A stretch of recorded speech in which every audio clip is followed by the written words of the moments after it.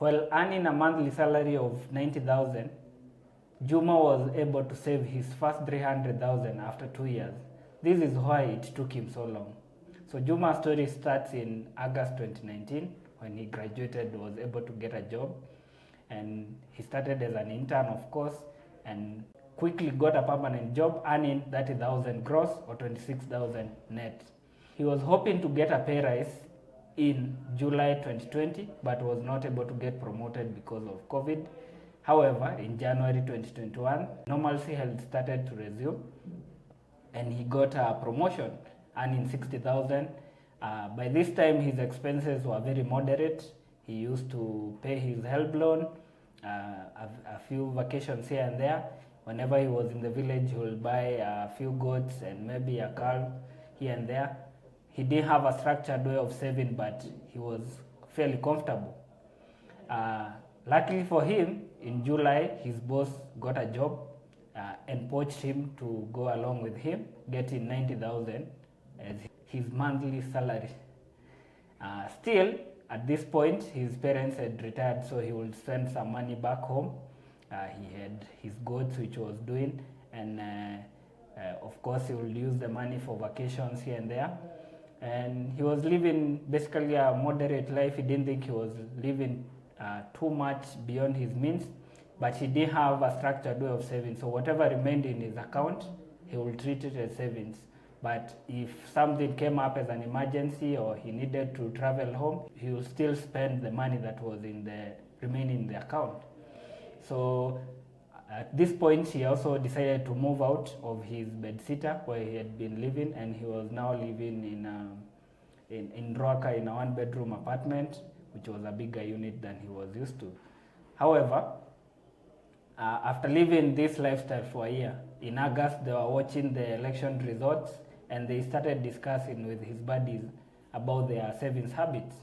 And he was asked the question, what is the highest amount you have ever kept in your account? Which is the highest amount of money you have ever owned at one point? And he reflected and he remembered the highest amount he had was in December 2021 when he had about 123,000 in his account because he had gotten a double salary. So he reflected and felt, for someone earning 90,000, that's too little for me to have like the highest amount of money I have saved or I have preserved at any one point is 123,000. So he became very challenged, and after the election and he was on leave and he was reading about personal finance management guides and consulting other people who are saving, his parents, and he became very intentional about it. So when he resumed work in September, the first thing he did was to set up a personal budget where he structured his money using a budget rule recommended by experts called the 70-30 rule. When earning the 90,000 as gross salary, the take-home salary was about 68,000. So he divided it into two. 70% will go to his basic needs like rent, transport to work, and food, and then also the 70% will still cater for his wants like subscriptions, vacations, and all those things that are secondary. 30% of his salary, which is about 20,400, went to his savings. So he started this habit from September, and by December, as he was reflecting his achievements for the year, he thought he had done well and decided to share his story on a popular Facebook group for savers. He shared a personal narration about his savings journey, and one of the things people responded was for him to have a habit of keeping the savings in a separate account from the current account. At this point, he was still keeping, much as he was using a personal budget, he will keep the savings in the same account where the salary was processed after doing the math. So he just developed the personal discipline of knowing this money, the minimum has to be savings, I'll spend this. So he was encouraged to have a dedicated savings account, but he didn't want to have a lock the money for a specific period because it was still his emergency fund. He needed to have the money.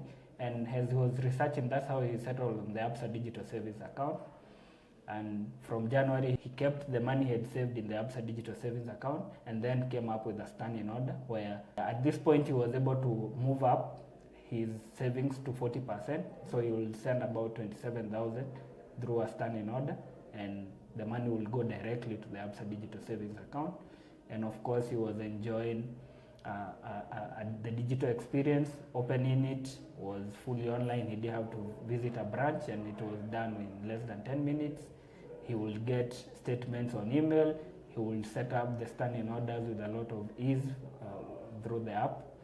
And that's how he started saving on the Absa Digital Savings account. As of August this year, this is August 2023, when he wrote us his story, he had saved for 8 months consistently, and he is now enjoying an interest rate of 9% per annum, and this accrues on a daily basis and is compounded or added to the principal at the end of every month. So Juma, because of having this tool, was able to save over 300,000. He had saved over 300,000 as of August when he told us the story, and was planning to save even more, hoping to buy a car in the future.